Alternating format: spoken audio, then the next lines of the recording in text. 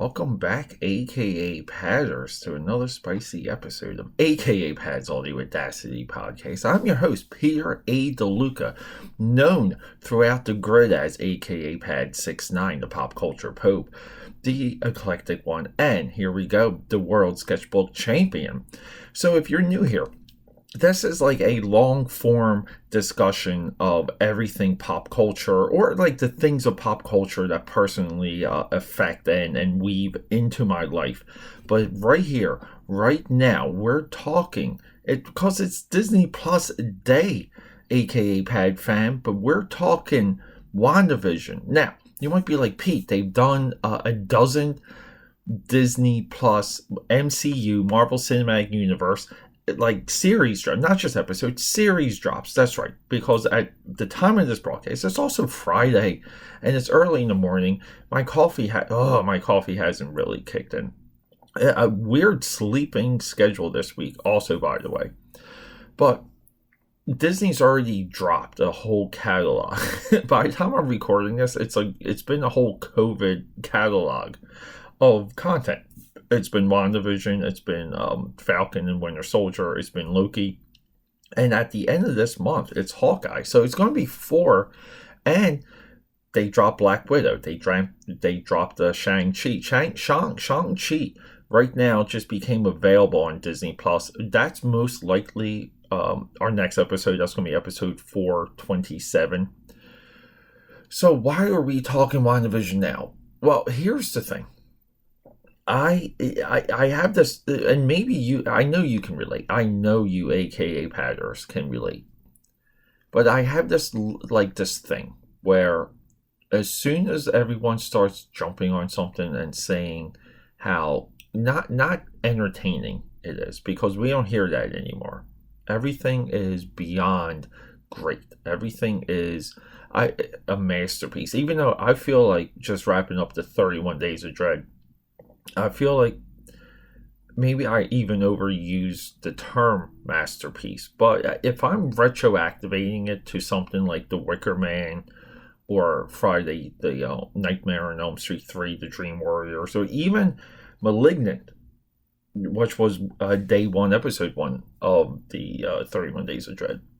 Okay, I will give you that. I may have, during the 31 Days of Dread, I may have overused it. But we're in an age where every little thing is a hot take, and it's either awesome, which gets clicks, or it's awful, which gets clicks. And then there's literally no discussion. There's no understanding of what the middle is. And I think this creates a unhealthy environment for content creators, for people who are actually making this material, because the vocal minority that are organized in various networks on social media. All of this, it's a handshake agreement with Twitter, Facebook, YouTube, the list goes on. But it's a handshake agreement to get a little bit more insight of the activity, what's being said, who's saying it, how they're saying it, and the frequency of that. And by handshake, I mean Disney's analytics aren't the same as my analytics for Twitter. That's apparent. So they're mining a lot of this stuff, looking for pats, looking for gems, looking for ideas. Now, that doesn't necessarily mean it's there in the production and the story meetings and even before stuff gets greenlit. But I do think some of it can rise to the surface and steer a current. Because, look, we've seen it, good evidence of that. Might have been Han Solo. Yeah, I say might. So maybe let me take that back. We don't have concrete evidence, but we know the vocal minority affects production. I think we can all agree on that. So how does all this relate to WandaVision? Well, WandaVision is a perfectly even show. It's a perfectly even experience. 9 episodes that pretty much work in 2 to 3 episode blocks. So it drops with 2, basically a movie length drop, episode 1 and 2. I believe Loki did the same. This strategy seems to work. And it had like this horror feel because the whole hook of the show, which gets revealed later, it's that Wanda is so inflicted by pain throughout her life. As a child, her family gets bombed to death. She loses her brother. Vision gets killed. Her love. I mean, we know she's messed up if she falls in love with a synthesoid. Synthesoid. I can't even say that word. Synthesoid. Zoid. With an android. Half man. Or kinda fake human. Whatever Vision is. But she falls in love with him. But throughout her life, she's sprinkled with death. And this, with the power of the Infinity Gem, which again, you have to watch almost like 2 other movies to kind of understand. Keep in mind too, WandaVision does fall in line with my major criticism of the MCU, because now everything's lost in the sauce. Nothing's staying alone now in the Marvel Cinematic Universe. So the context you need for WandaVision, especially in the later episodes, it's tough. It really is. Too much context. And she's so hurt by like her life. Life has literally shit on Wanda so much. Wanda Maximoff, daughter of Magneto, not referenced at all, by the way. And her power amplifies, and it spikes her mind, and she creates this like town, and she holds a town hostage. And the show doesn't do a good job of explaining it, but somehow when she's in this fake controlled reality, it's a TV show. And it's a, like every episode, it jumps 10 years. So like we kind of start in like with the honeymooners or whatever, like, and then we end up with, I think, Modern Family or Malcolm in the Middle. So every episode has these themes and these hooks. Now within the context of the story, we have like S.H.I.E.L.D. or Atlas investigating what's happening. We have another witch character, Agatha, who is drawn to Wanda, and she like sucks other witches' powers. And then we have Wanda, who is the villain of the show, holding an entire town hostage. And these people, when she's under their control, these people are tortured. They're miserable. They have no control, and they're locked in their own minds. And then where the show gets lost is that Wanda, we really don't see her. They don't hit her home as a villain. They still try and make her a good guy at the end. Bad call. Like, it's a bad call. It doesn't come off. The 2-episode drop from earlier spiked interest for this show, and it delivered. And it really got people, like, it hit people's imaginations. It got imaginations fired. The reason for this, it's the first 2 episodes work more as horror, and there's a mystery, and we're just trying to keep up and figure things out. We know Vision's dead, Vision's there. How is this all going to add up? And then we had this entire cottage industry, a la Star Wars, come up with nothing but theories to really fuel the vocal minority into being an advocate for this show. Disney subscriptions, subscribers, everything multiplies, goes through the roof during the slow rollout. And what we get is we have 0 satisfactory resolutions and answers and revelations. S.H.I.E.L.D. transitions to Atlas, as we saw at the end of Captain Marvel. The new director of Atlas / S.H.I.E.L.D. is already a criminal, and he's outed at the end of this season. So Atlas's credibility kind of goes out the door because we really don't know what's happening with Nick Fury yet. So it's all of these elements that don't it's that's where it's a lot of it's just not there. Now, that doesn't mean the show. I think the show is wonderfully designed, put together, acted. Like it's all there. Especially the post, the credit sequence, like the end credit sequences are amazing. It's some of the best end credit sequences I've seen in a very long time, and it does somehow leave you wanting more.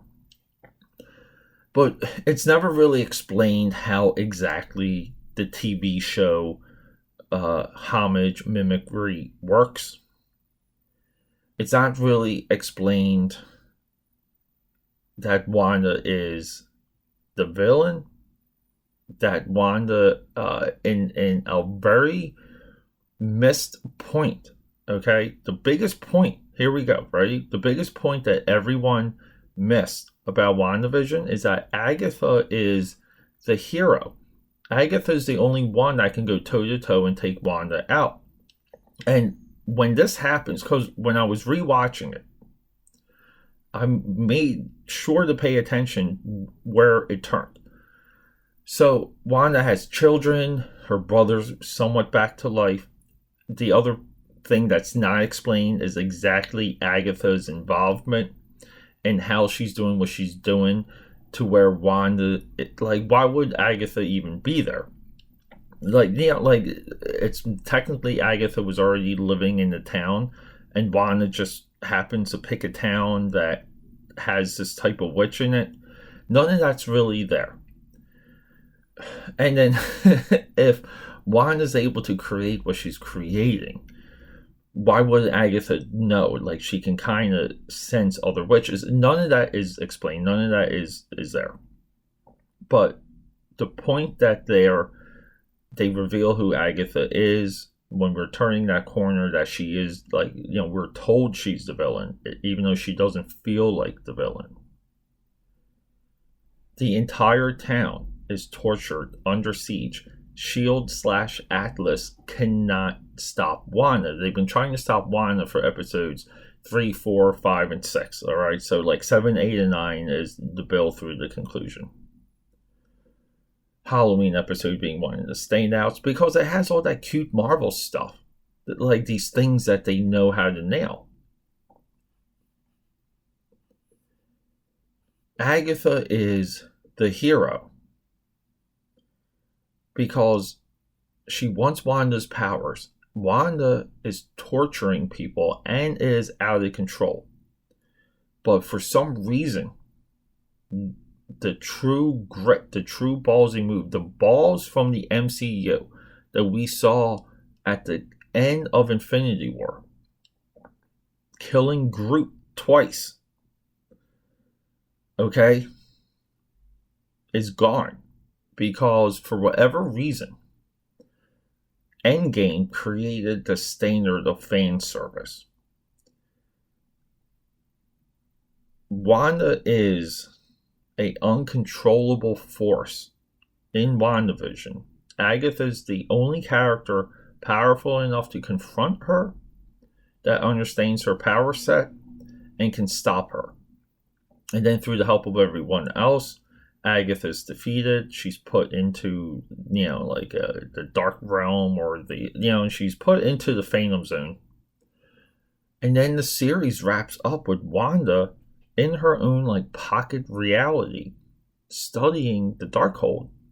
And they do leave a good hanging chad. They leave a hanging chad that, her work, her understanding of all of this isn't done yet, meaning that she could try something could transform her, something like that. So it's interesting to the way how this show ends, but really a 9-episode, 9-hour journey to get to this resolution. I mean, that's why the show's in the middle, because you do get the Marvel quips, you get the Marvel references, you get this this Marvel MCU dopamine satisfaction along the way, and so much you'd rather have more of that than trying to be poignant and move this major phase 4 whatever needle. WandaVision could have existed as the first 2 episodes existed and been fine. Would have been a huge success. I think people were more into those 2 characters living somewhat of a fake life. These other revelations confuse everything post-Endgame, and everything post-Endgame is 100% confusing because the time travel stuff doesn't work. Whenever they make a blip reference, it doesn't work because, we're living in a world, we're living in a society that's fully aware of gods and super beings. Like, normal people wouldn't be surprised, shocked, or anything. So, but WandaVision, it's still a recommendation because it is everything packed into the next moves of all of these movies. It's in this. It's fun for it to be there. It's fun to, get some of those brain nuggets and dissect things. But for long form and for longevity, it's not there outside the first 2 episodes. It's really not, because there's too much plot as the episodes march on. Too much plot. And we're out of the interpretations of these episodes and what we're paying homage to. So, too much, too many, there's too much filling is in the pie for WandaVision, but I can do nothing more than recommend the first 2 episodes. So AKAPAD's Audio Audacity, episode 426 on Disney Plus Day. Next up will be Shang-Chi, that everyone was supposed to hate and everyone supposedly loved.